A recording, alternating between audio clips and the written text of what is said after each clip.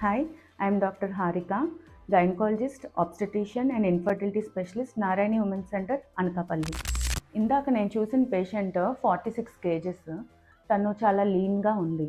మనం ఏమనుకుంటామంటే ఒబీస్గా ఉన్న వాళ్ళకి మాత్రమే పీసీఓడి ఉంటుంది అని. తనకి అంత లీన్గా ఉన్నా కూడా ఇన్ఫర్టిలిటీ ట్రీట్మెంట్ ఇచ్చినప్పుడు ఓవరీస్ అసలు రెస్పాండ్ అవ్వట్లేదు.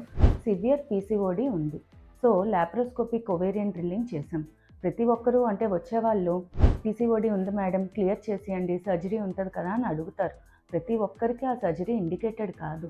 ఇన్ఫర్టిలిటీ ట్రీట్మెంట్ ఇచ్చి ఓవరీస్ రెస్పాండ్ అవ్వకపోతే అప్పుడు లాప్రోస్కోపిక్ ఒవేరియన్ డ్రిల్లింగ్ చేస్తాం.